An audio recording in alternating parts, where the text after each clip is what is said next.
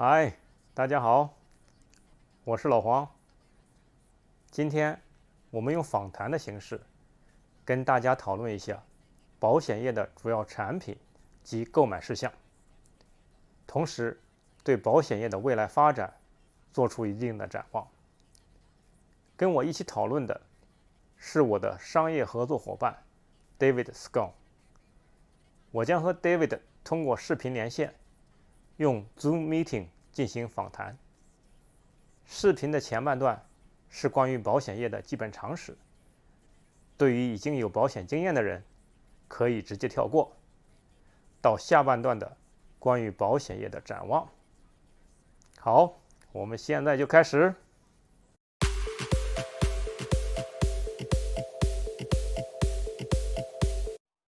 Hey David, how are you? I'm great, Kevin. How are you? Good to see you. Good to see you.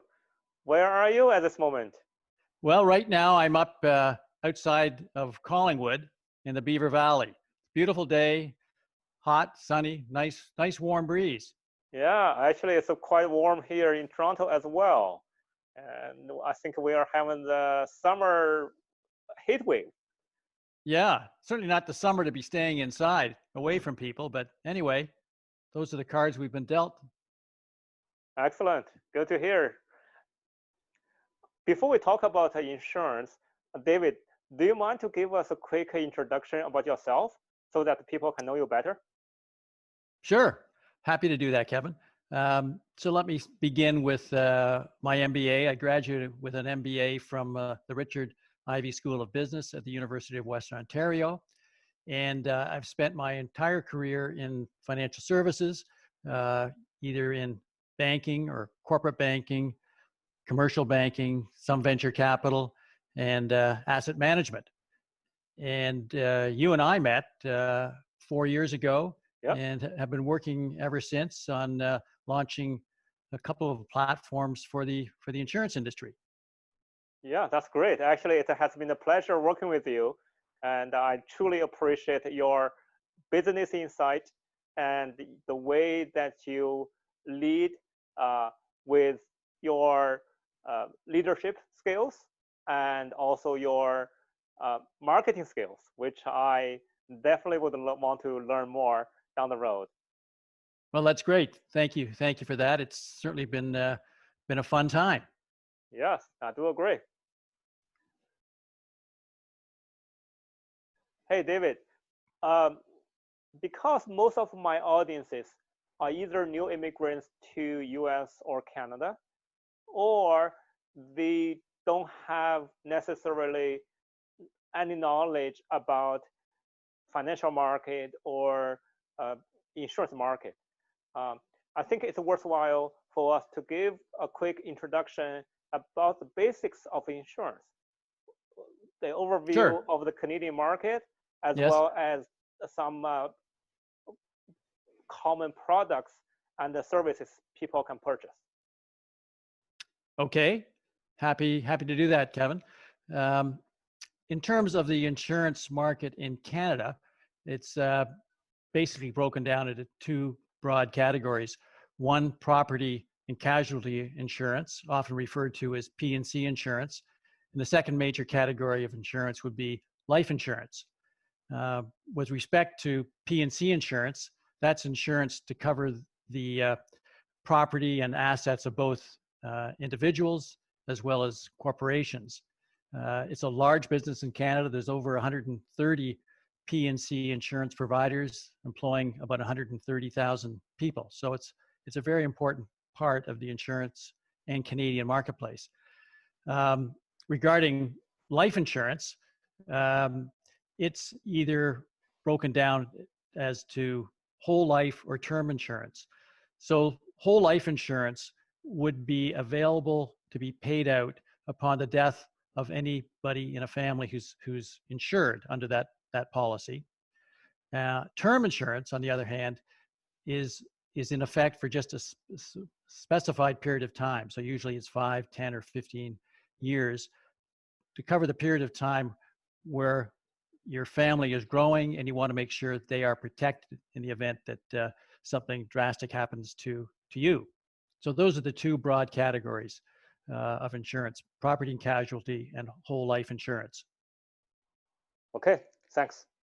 Actually, people also like to break down insurance into either consumer or commercial.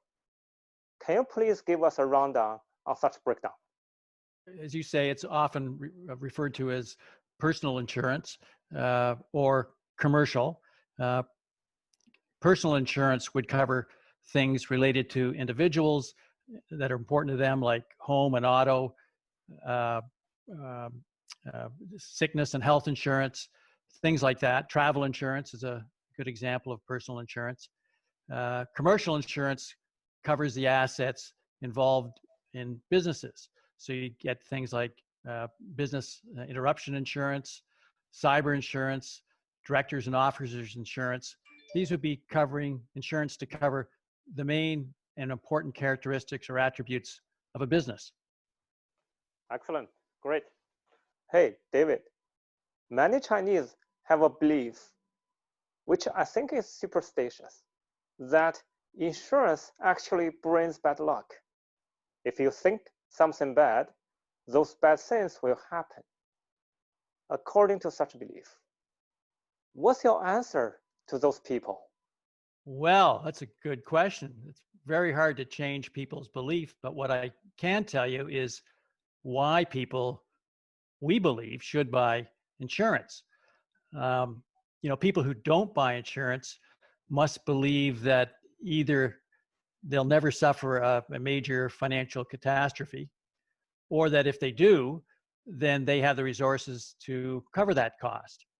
But those are actually pretty rare situations to find anybody in. Most of us do at one time or another suffer some loss, and we don't have the resources on our own to cover it.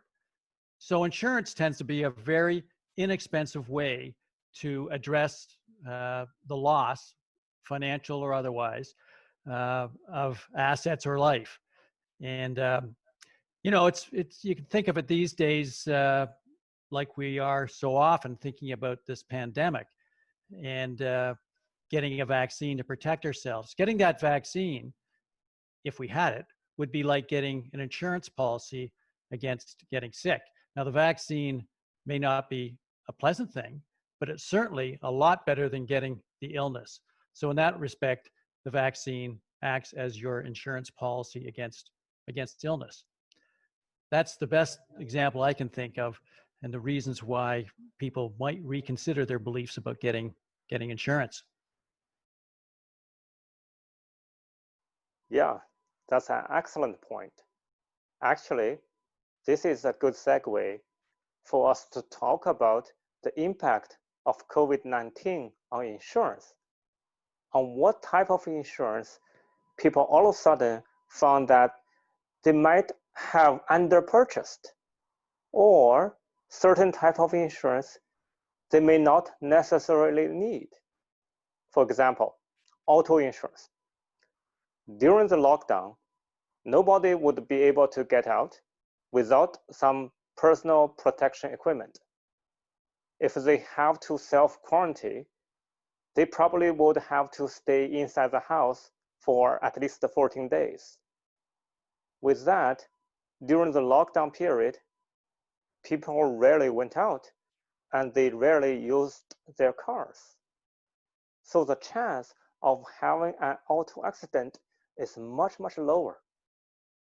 Now that a lot of insurers started to offer rebate to people who were locked down during the pandemic, and offer them discount on the future premiums as well. Also, as a buyer of auto insurance, you may want to check your coverage. Instead of having a comprehensive auto insurance policy, which covers both your car and the injury of a third party, instead, you may want to buy only the compulsory third-party liability insurance, so that you can still drive the car without having to pay too much. On the other side of the coin, there's also a need for business interruption insurance. you look at how many businesses were disrupted because of lack of supply due to disruption of their suppliers. They won't be able to fulfill their orders. If you had a business interruption insurance, the insurance will pay for the revenue losses during the lockdown period. Another insurance coverage that you may also need is cyber insurance. Now that more people are working from home, but the virus protection or the security of your home network may not be as strong as you would have inside the office.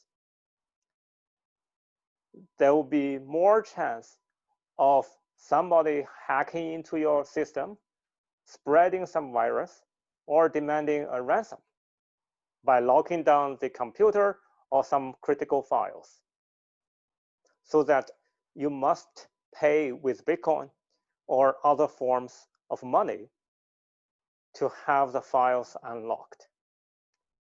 From that perspective, actually, if you had cyber insurance, anything bad happened, the insurer would, one, pay for the financial damage due to the cyber attack, two, help you to get the critical information back to get your business going again quickly. And you can minimize the damage down the road.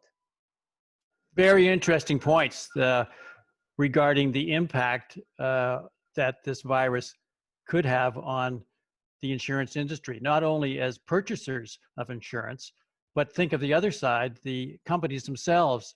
If car drivers are not driving their cars as much and therefore not needing as much insurance, what does that do to the bottom line of an insurance company? I think definitely they have to look deeper into their business model. With autonomous driving becoming more common, people will buy less car insurance. Premium collected by the insurers will go down. This cannot be reversed. But on the other side, they need to look into other types of products that will be able to accommodate or meet the requirements of future insurance. For example, the insurance of intangible assets.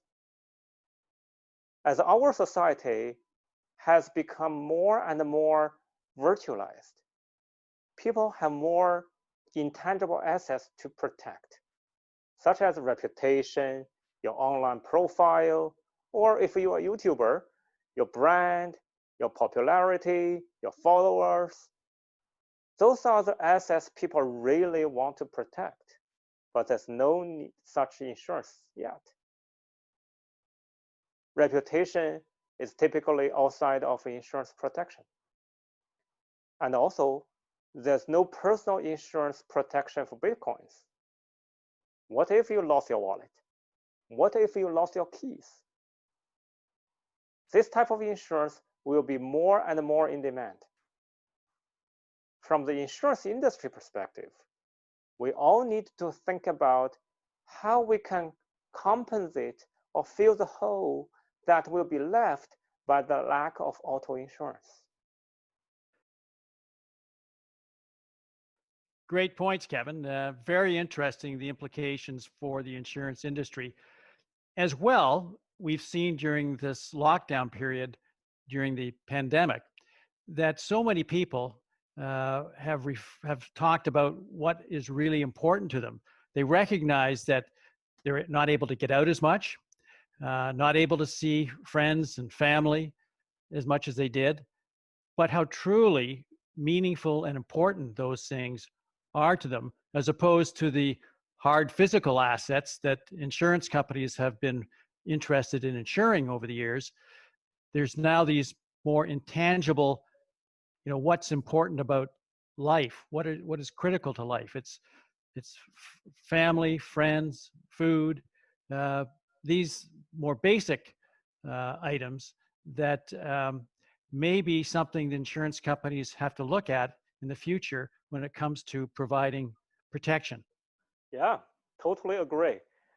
Actually, what I'm thinking, after the pandemic, I believe this virus will pass one day. After that, I think the insurance industry will see a trend of the convergence between PC insurance and life insurance. Traditionally, life insurance protects your life and health, while PC insurance protects your physical assets, your liability, etc. As people start to focus more on their spiritual enjoyment, what the life insurance protects and the PC insurance protects become very much similar. At the end, insurance is needed to protect your lifestyle, regardless it's physical or not. Advancement in technology will make that transition much easier. If you believe so, maybe in the next 50 or 100 years, we may be able to upload our minds into the cloud. With that, everybody can live forever in the cloud. But everything is going to be virtual and intangible. There will be no need for traditional PC insurance anymore. Your life insurance and your PC insurance basically becomes the same. Take designer baby as an example. Human genetic modification technology will allow parents to design the physical appearance or even personal characteristics of their babies. From insurance perspective, as a parent, you may want to protect such a design to make sure that people's lives can be protected. Is such type of insurance a life insurance or PC insurance? Does it make sense to create such separation at all? Very interesting. Do we have a time frame on all this, Kevin? When are we going to get designer babies, and when are we going to be able to get designer baby insurance? Things don't work out the way you were promised by those doctors. Well, time will tell. But I may be optimistic in a sense that I feel we are reaching a critical point in terms of technology development. You look at examples like 3D printing, virtual reality, quantum computing, human-machine interface, etc. I think we are moving toward that direction very rapidly.